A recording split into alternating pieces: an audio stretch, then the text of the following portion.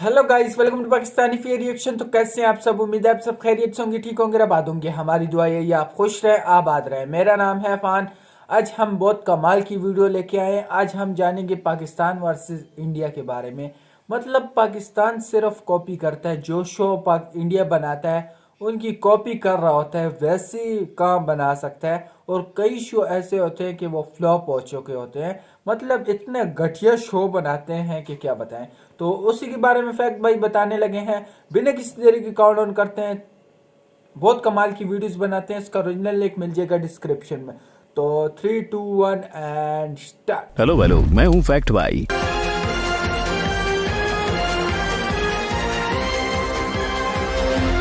और इस धुन को सुनने के बाद 100% लोगों को यही लगता है कि अमित जी आकर शो को आगे बढ़ाएंगे, पर अगर उनकी जगह ये आ जाए तो धिक्कार है। पहले यही है पाकिस्तान के रियलिटी शो की रियलिटी, जहाँ पहले इंडिया शो निकालता है और पीछे पाकिस्तान दौड़ा चलाता है। और जब पीछे से शो निकलने के बावजूद हंसना मना है को लोगों ने कपिल शर्मा की कॉपी करार दिया, तो शो के होस्ट से बिना जवाब दिए रुका नहीं गया। मगर इस जवाब के लिए ही नहीं, आज आपको पाकिस्तान के बिग बॉस देखने के लिए भी थोड़ा इंतजार करना पड़ेगा, क्योंकि यहाँ भी एक भाईजान है जो बादशाह सलामत के नाम से जाने जाते हैं। तो चलिए देखते हैं कि आज के रियलिटी शो मुकाबले में कौन ले जाएगा बाजी।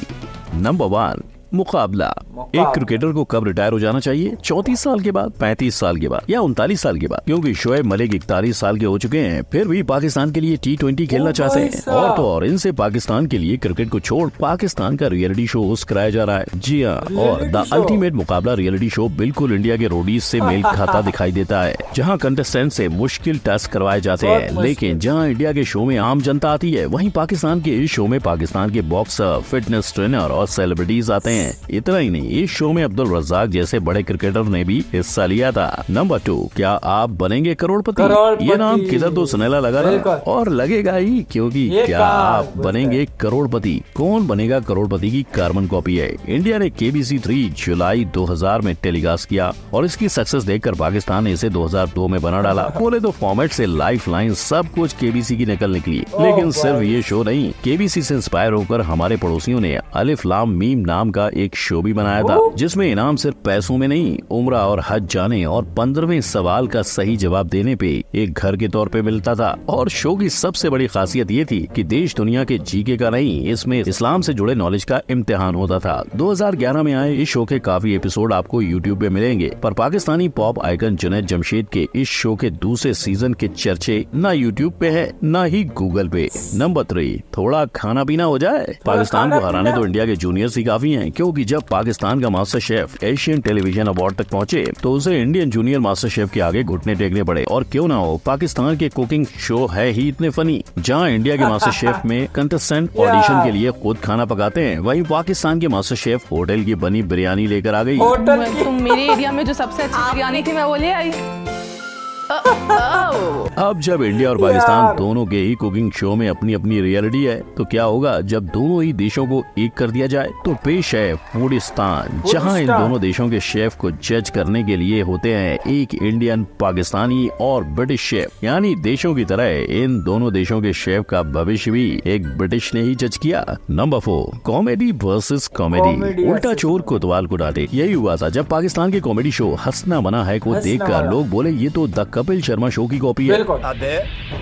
तू मेरी नकल करता है। और लोगों की क्या गलती, शो के होस्ट ताबिश हाशमी का मोहल्ला और उनके घर का सोफा सेटिंग तक एक सा ही था। बावजूद इसके उनके कानों तक इस बात के पहुंचते ही उन्होंने न सिर्फ इस बात को गलत बताया, बल्कि ये सेट के कॉन्सेप्ट और कपिल की कॉमेडी के तरीके को पाकिस्तानी कॉन्सेप्ट बता बैठे। उनकी माने तो उनका कपिल शर्मा शो के साथ कंपेयर होना उनके साथ नाइंसाफी है, क्योंकि कपिल का शो हफ्ते में 1 बार और उनका हफ्ते में 3 बार आता है। अब ताबिश के इल्जामों का कपिल पे इतना भारी असर हुआ कि उन्होंने इनके इल्जामों पे सफाई देना भी जरूरी नहीं समझा। लेकिन दूसरी तरफ चोरी पे सीना जोरी करके दाल न गलने पे ताबिश जरूर अपने शो का लुक बदल चुके हैं। नंबर 5, गाना बजाना। एक चीज जिसने सरहद के आर पार बिना वीजा के ट्रैवल किया वो है म्यूजिक, जहां हम इंडियंस ने कोक स्टूडियो पाकिस्तान का आफरीन एंजॉय किया। लेकिन जहाँ पाकिस्तान के कोक स्टूडियो ने अपने 14 सीजन्स निकाल लिए हैं, वहीं हमें इंडिया के सिर्फ 4 सीजन दिखाई दिए थे। लेकिन आखिर ऐसा क्यों? पहला रीजन है दोनों देशों का म्यूजिक। जहाँ पाकिस्तान के कोक स्टूडियो ने अपने रीजनल और अनजाने आर्टिस्ट निकाले, वहीं कोक स्टूडियो इंडिया ने बॉलीवुड पर फोकस किया। दूसरा, दोनों ही कोक स्टूडियो का सेट डिजाइन। हर साल आपको पाकिस्तान के कोक स्टूडियो में कुछ नया मिलेगा और वहीं इंडिया की साइड से कुछ नया नहीं हो पाया। और तीसरा, इंडिया का गायब हो जाना। जी हाँ, अगर आप कोक स्टूडियो इंडिया के यूट्यूब पर जाएंगे तो आपको आखिरी और अभी के वीडियोस में 6 साल का गैप दिखाई देगा। पर हाँ, हाल ही में कोक स्टूडियो इंडिया ने अपने आप को कोक स्टूडियो भारत करके कमबैक कर लिया है। नंबर 6, बड़े मियाँ छोटे मियाँ। इंडिया और पाकिस्तान को आजादी एक साथ मिली थी, पर इंडिया पर बिग बॉस का जुल्म 17 साल का और पाकिस्तान में बिग बॉस के छोटे भाई तमाशा का जुल्म सिर्फ 2 सीजन का। बड़ी नाइंसाफी है, पर 16 साल बाद आए पर दुरुस्त आए। अब इंडिया में बिग बॉस का चेहरा बॉलीवुड के भाईजान मिस्टर सल्लू भाई है। वहीं पाकिस्तान में इस शो के होस्ट की जिम्मेदारी अदनान सिद्दीकी ने उठाई है। और बस इसके अलावा इस शो के रूल्स हो या कंटेस्टेंट की कैटेगरी, सब कुछ आपको इंडिया ने रखा और पाकिस्तान ने उठाया मिलेगा। नंबर 7, बनाना ना दोबारा।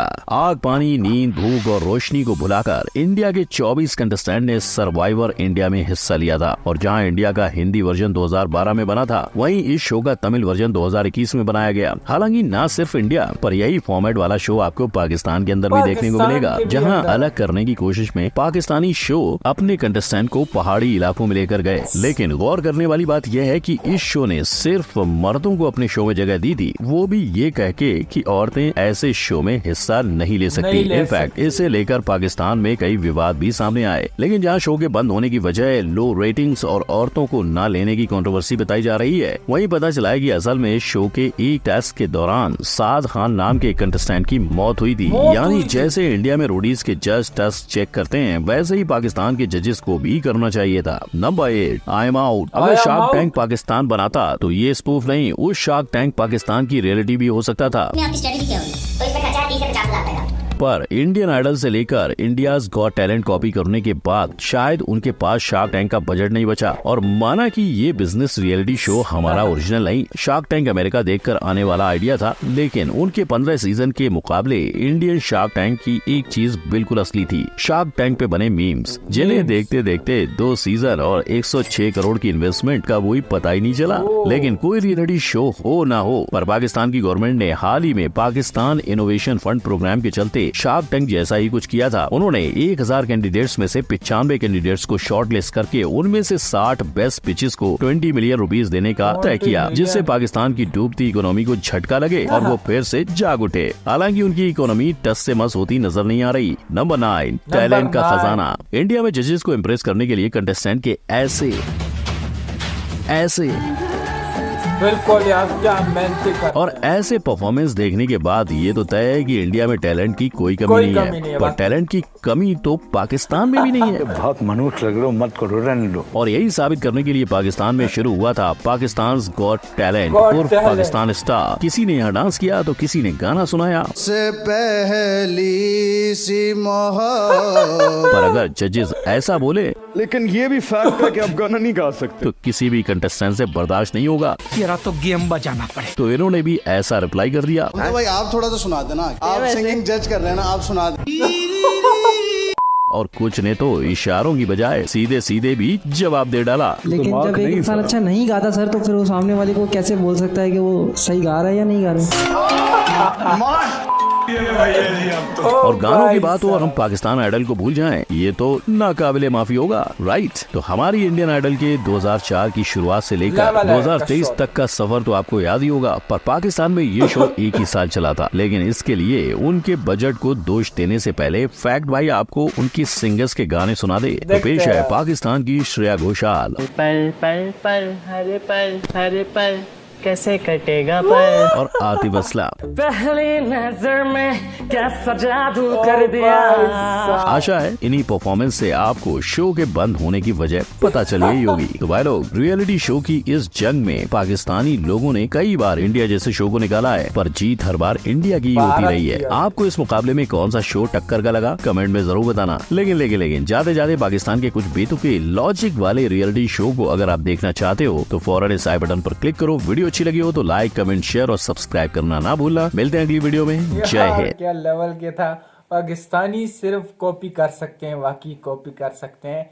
और रही कपिल शर्मा शो और ताबिश भाई की शो के बारे में, मैं कहता हूँ एक तो ये कॉपी करते हैं, ऊपर से कहते हैं कि हम जो है ना हफ्ते में 3 दिन लेके आते हैं, और कपिल शर्मा शो हफ्ते में 2 दिन लेके आते हैं। मतलब तुम वहां तक पूरी जानो लगा लो, पूरी उम्र लगा लो, तुम कपिल शर्मा शो तक कभी नहीं पहुंच सकते। उनका एक अपना लेवल है, वो इतना कमाते हैं, इतना कमाते हैं, एक एपिसोड में तुम्हारे जो है ना पूरे शो को खरीद सकते हैं, इतना वो कमाते हैं। मतलब तुम उनकी क्या, तुम्हारी क्या औकात है उनके सामने यार, कुछ तो जो है ना वो करो। कपिल शर्मा शो बहुत अच्छा है। इसके अलावा कई शो जो है ये सारे जो है ना कॉपी कर रहे हैं पाकिस्तानी, लेकिन फ्लॉप हो जाते हैं, कॉपी करते हैं फ्लॉप हो जाते हैं, क्योंकि इंडिया में टैलेंट है, इंडिया में जो डांस का टैलेंट है वो दिखाया जाता है, एक अच्छा लगता है, पता चलता है यार कोई मेहनत कर रहा है, कुछ कोई दिखा रहा है। और पाकिस्तान में पहली नजर में ये क्या है यार, ये जो है ना घटिया कर देता है और ही गाने को ख़राब कर देता है। और दूसरा ये कि जजेस को उल्टा ये सुनाते हैं कि तुम सुना दो ना, अगर हम नहीं सुना सकते तुम होते कौन है, तुम सुना दो तो हम मान जाए। मतलब एक जजेस पे जो है ना उंगली उठाना। इसी तरह कई शो सारे फ्लॉप हो चुके हैं और भारत तक नहीं पहुंच सकते। भारत का एक अपना लेवल है, चाहे वो डांस शो है, चाहे वो सिंगिंग शो है, इनकी पूरी उम्र लगाते हैं, वो बचपन से मेहनत करते हैं और वहां तक आते हैं। मतलब वो बहुत मेहनती है। हम इंडिया तक कभी नहीं पहुंच सकते, सिर्फ कॉपी कर सकते हैं और फ्लॉप ही हो जाती है।